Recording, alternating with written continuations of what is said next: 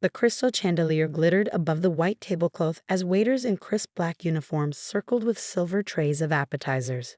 Richardson's was Boston's most exclusive restaurant, the kind of place where reservations were hereditary and the menu didn't list prices. I adjusted my tie nervously, feeling like an imposter despite my carefully tailored suit. Across from me, Sophia smiled encouragingly, reaching under the table to squeeze my hand. We'd been dating for 2 years, but this was my first formal introduction to her extended family. Her father, Gregory Davidson, sat at the head of the table, occasionally checking his Patek Philippe watch as if our dinner was cutting into more important engagements. "So, Michael," he began after the sommelier had poured an expensive Bordeaux for everyone except my parents, who had requested water. "Sophia tells me you're a teacher?" He pronounced the word as if describing an exotic disease. "Yes, sir. High school physics at Westridge Academy." "Admirable." He nodded, not looking admirable at all. "Starting salary for teachers these days is what, 40,000? 47 actually," I corrected politely, "plus summers for research." Gregory exchanged glances with his brother Charles, a hedge fund manager whose Ferrari was probably being valeted outside. "Research. I see." My parents sat quietly across the table. Dad in his dependable navy suit that he wore to church and special occasions, Mom in a simple dress she'd bought on sale at Macy's. They looked uncomfortable but dignified, determined to make a good impression despite the obvious wealth disparity. "And your family business is?" Gregory turned to my father, eyebrows raised. "Robert owns a hardware store," my mother answered proudly. "Callahan's Hardware, in Worcester.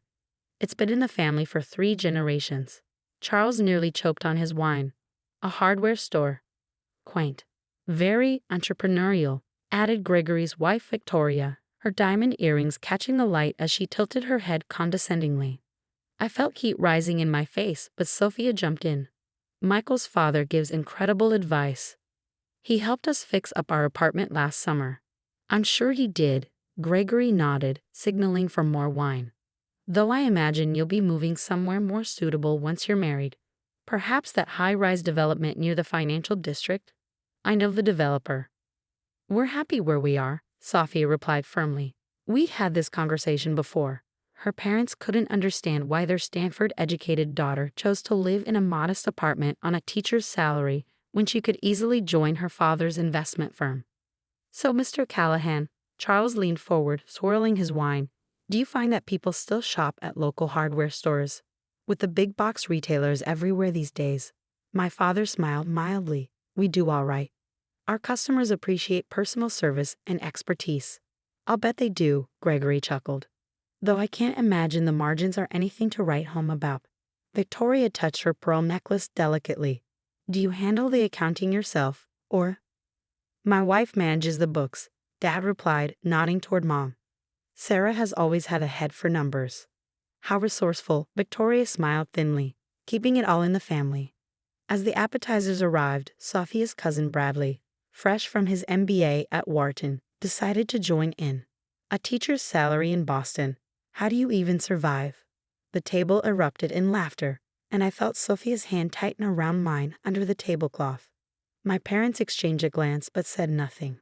"We manage just fine," I said evenly. "Oh, I'm sure you manage," Gregory chuckled, making air quotes. "But marriage is expensive, and children even more so." Sophia was raised with certain standards. "Dad," Sophia warned, but Gregory waved her off. "It's a legitimate concern, princess. Michael seems like a wonderful young man, but practical matters matter. The Davidsons have certain financial expectations." My phone buzzed in my pocket. I would have ignored it, but the screen showed my father's office number, strange for a Friday evening. "I'm sorry, I should take this. It might be important." I excused myself and stepped away from the table. "Michael? It's Dad. Everything okay?" "Yes, but I need to speak with you and Mr. Davidson. Something's come up with his loan application." I frowned, confused. "His what?" "His loan application. To the foundation. Could you put me on speaker when you get back to the table?" Sure, Dad." When I returned, the conversation had moved on to Bradley's new position at Goldman Sachs. I cleared my throat. "I'm sorry to interrupt, but my father needs to speak with Mr. Davidson. About a loan application." Gregory's fork clattered against his plate. What loan application? He asked me to put him on speaker, I said, still confused. I set my phone in the center of the table and pressed the speaker button. Mr. Davidson, Robert Callahan here. I apologize for interrupting your dinner. Gregory straightened his tie, composing himself. Callahan, what's this about a loan application? There must be some mistake. No mistake, sir. I'm calling about Davidson Development's application to the Callahan Foundation for the Downtown Revitalization Project. $50 million, if I recall correctly. The table went silent. Charles froze with his wine glass halfway to his lips. What? Gregory stammered, color draining from his face. The board just approved it unanimously. I wanted to let you know right away since you marked it urgent. Shall I have the funds transferred Monday morning, or would you prefer immediate processing? There'd be a small expediting fee, of course. Gregory stared at the phone, then at my father across the table, his expression a mixture of shock and dawning comprehension. You're Robert Callahan, of the Callahan Foundation. My father nodded simply. Yes, though I prefer Bob in social settings. Victoria's hand flew to her pearls. The Callahan Foundation that funded the new wing at Mass General? That owns half the waterfront. 30% of the waterfront, my mother corrected gently. We've diversified in recent years. I sat frozen, as confused as everyone else at the table. The Callahan Foundation. My parents had never mentioned any foundation. Mr. Davidson. My father's voice continued from the speaker. About that transfer. Gregory swallowed hard. Monday is fine, Mr. Callahan. Thank you. Excellent. We can discuss details at the board reception next week. Sarah and I look forward to seeing you there. Enjoy your dinner. The call ended, leaving an awkward silence broken only by the ambient restaurant noise around us. Charles was the first to recover, forcing a laugh that sounded more like a cough. Well, Robert, you've been holding out on us. My father took a sip of water. Not at all. You simply never asked about the foundation. We like to keep the hardware store as our public face. Keeps us grounded. The hardware store is a cover? Bradley asked incredulously. Not a cover, my mother clarified. It's where Robert's grandfather started. We maintain it out of respect for our roots and because we believe in honest work. The foundation grew from those principles. I stared at my parents, strangers suddenly in familiar faces. Why did you ever tell me? Mom reached across to touch my hand. We wanted you to find your own way without the burden of the family name.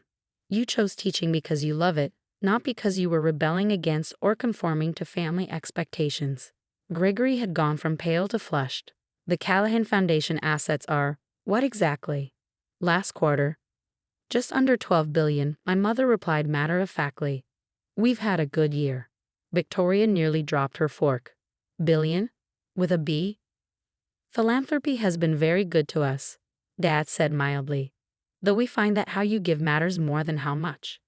Gregory turned to me, his expression completely transformed. Michael, I had no idea. Please accept my apologies for any misunderstanding earlier. No apology necessary, I replied automatically, still processing this revelation. Sophia was staring at me, her expression unreadable. I couldn't tell if she was shocked, amused, or angry that I'd never shared this information I myself hadn't known. If you'll excuse us, she said suddenly, standing and taking my hand. Michael and I need a moment. She led me to a quiet alcove near the restaurant's entrance, away from prying eyes and ears. Did you know? She demanded immediately. Sophia, I swear I had no idea. The hardware store, our house in Worcester, everything has always been solidly middle class. Comfortable but modest. She searched my face, then burst out laughing. Oh my God, your father is incredible. Did you see Dad's face? I thought he was going to swallow his tongue. Her reaction broke the tension, and I found myself laughing too. I'm still in shock. $12 billion? My allowance growing up was $20 a week, and I had to mow the lawn for that. She grew serious, taking both my hands in hers. Why do you think they kept it from you? I thought about it, remembering countless childhood lessons about the value of hard work, the importance of earning respect rather than buying it, the responsibility that came with privilege. I think they wanted me to understand the value of things that money can't buy, to know who I was apart from wealth or status. And who are you, Michael Callahan? Sophia asked softly. The same person I was 20 minutes ago. A physics teacher who loves explaining how the universe works. The guy who fell in love with a brilliant woman who chose a meaningful career over a corner office in her father's company. I hesitated. Does this change anything for you? She shook her head firmly. Not a thing. Though I admit I'm enjoying watching my family squirm after the way they treated your parents. When we returned to the table, the dynamic had shifted dramatically. Gregory was engaged in animated conversation with my father about community development initiatives. Victoria was showing my mother pictures of her charity committee's recent gala, while Charles and Bradley listened attentively to every word my parents spoke. As we took our seats, Gregory raised his glass. A toast to Michael and Sophia, and to new family connections that promised to be enlightening. The evening continued with newfound warmth, though I noticed my parents remained exactly as they had been, polite, unpretentious, and quietly dignified. They answered questions about the foundation's work without boasting, deflected inquiries about their personal wealth, and consistently steered conversations toward community impact rather than financial returns. After dessert, as we waited for the valet to bring around our cars, my father pulled me aside. Son, I owe you an explanation. You think, I replied, but without anger. He smiled apologetically. Your grandfather built something remarkable from that little hardware store, not just a business, but a philosophy about wealth and responsibility. When he established the foundation, he was clear about its purpose: to do good quietly, without seeking recognition or power. So you let me believe we were just ordinary? There's no such thing as just ordinary, Michael. Every person has value independent of their bank account. We wanted you to know your own worth before you knew your inheritance. And when were you planning to tell me? After the wedding, actually. We have a whole presentation prepared, he chuckled. Though I admit, I accelerated the timeline a bit tonight. I couldn't sit there and watch that man dismiss you and your mother. I shook my head, amazed. All these years, I've been applying for scholarships, working summer jobs, budgeting carefully. And those experiences shaped you into someone who understands the value of education, hard work, and financial responsibility. Would you trade that understanding for a childhood of privilege? Before I could answer, the Davidson family approached, led by Gregory with an entirely new demeanor. Robert, Sarah, we'd love to have you over to the house soon. Perhaps next weekend. A small gathering, just family. That sounds lovely, my mother replied graciously, though we'd be equally happy to host you at our home in Worcester. It's modest, but the garden is beautiful this time of year. Victoria, who had probably never set foot in a suburb like Worcester in her life, nodded enthusiastically. We'd be delighted. Wouldn't we, Gregory? As we said our goodbyes, Sophia squeezed my hand and whispered, Your parents are amazing. They really are, I agreed, watching as they climbed into their 10-year-old Volvo, a car they clearly could have replaced with a fleet of luxury vehicles at any time. On the drive home, I called my parents on speakerphone so Sophia could hear. So, $12 billion? I asked without preamble. My mother laughed. 11.8 technically, and most of it is in the foundation, committed to various causes. But still, I was still struggling to reconcile this new reality with my understanding of my family. Michael, my father said gently, nothing important has changed. We're still the same people with the same values. The only difference is that now you understand the responsibility that will eventually be yours. The hardware store is a profitable small business that employs 15 people and serves a community that would otherwise have to drive 20 minutes to a big box store. It matters, son. Sophia leaned toward the phone.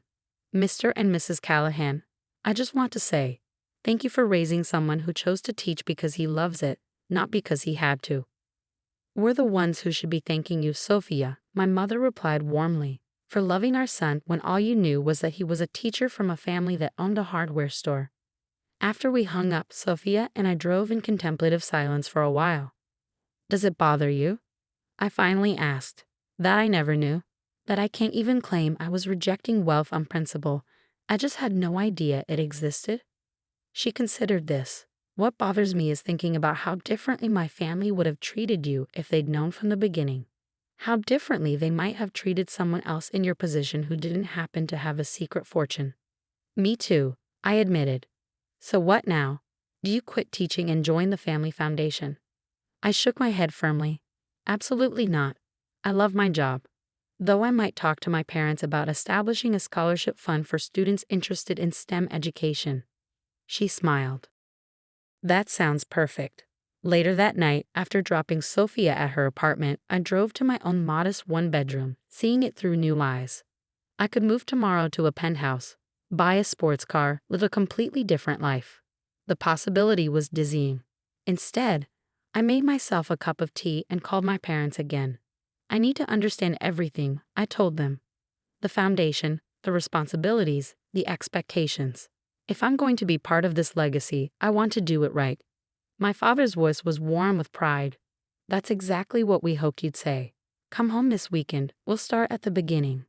And Sophia. Bring her, my mother said without hesitation. She's family now.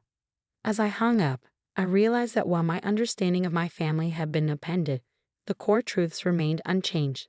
My parents had always valued character over wealth, service over status, and genuine connections over social climbing. The revelation of our financial situation didn't change who we were. It just added responsibility to the values they'd already instilled. 3 months later, Sophia and I were married in a ceremony that balanced elegance with meaning. The Davidson family, still slightly shell-shocked by the revelation of the Callahan fortune, had become noticeably more humble. Gregory had even started showing genuine interest in community development beyond its profit potential. At the reception, my father clinked his glass for the traditional toast. Guests fell silent, many of them still adjusting to the idea that unassuming Robert Callahan from a hardware store was actually Robert Callahan of the Callahan Foundation. When Sarah and I decided to keep our foundation work separate from our family life, he began, we did so believing that wealth should be a tool for good, not a measure of worth. We wanted Michael to define himself by his character, not his inheritance. He turned to me and Sophia. Today, as we celebrate your marriage, we couldn't be prouder of the choice you made, to find someone who values you for exactly who you are, not what you have. He raised his glass. May you build a life together that remains true to itself, regardless of circumstance. And may you always remember that the greatest fortune isn't measured in dollars, but in how many lives you touch for the better. As glasses raised around the room, I caught Gregory Davidson's eye. The arrogance that had so defined him at our first dinner had given way to something resembling respect, not for the Callahan wealth, but perhaps finally for the Callahan values. And that, I realized, was the point of my parents' long deception, to ensure that when the truth eventually emerged, we would all understand that true worth had nothing to do with net worth at all.